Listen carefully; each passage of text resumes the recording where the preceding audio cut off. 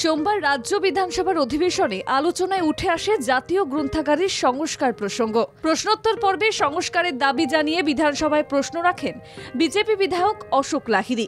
সরব হন আলিপুর জাতীয় গ্রন্থাগারের বেহাল দশা নিয়ে। অবিলম্বে সংস্কার করার প্রয়োজন বলে মত প্রকাশ করেন তিনি, আর এই নিয়ে রাজ্যের ভূমিকার সমালোচনা করেন তিনি।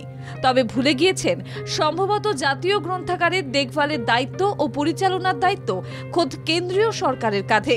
এদিন বিধানসভার প্রশ্নোত্তর পর্বে আলিপুরদুয়ারের জাতীয় গ্রন্থাগারের ভগ্নদশা নিয়ে রাজ্যের গ্রন্থাগার মন্ত্রীর দৃষ্টি আকর্ষণ করেন বিজেপি বিধায়ক অশোক লাহিড়ী। তিনি প্রশ্ন করেন, রাজ্য সরকার কি করছে? উত্তরে গ্রন্থাগার মন্ত্রী সিদ্দিকুল্লাহ চৌধুরী জানান, জাতীয় গ্রন্থাগার কেন্দ্রের অধীনস্থ, সেখানে রাজ্যের কিছু করার নেই।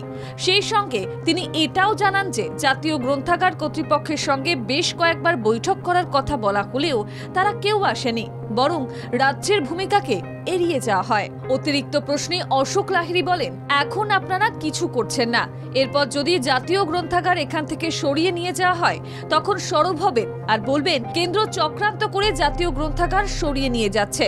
এর প্রত্যুত্তরে মন্ত্রী বলেন, আমি আপনাকেই দায়িত্ব দিচ্ছি, কেন্দ্রের সঙ্গে কথা বলে জাতীয় গ্রন্থাগার সরানোর ব্যবস্থা করুন।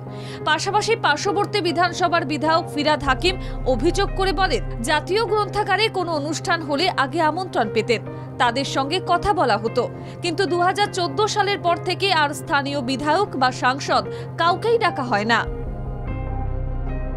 ব্যুরো রিপোর্ট, বাংলা জাগরণ।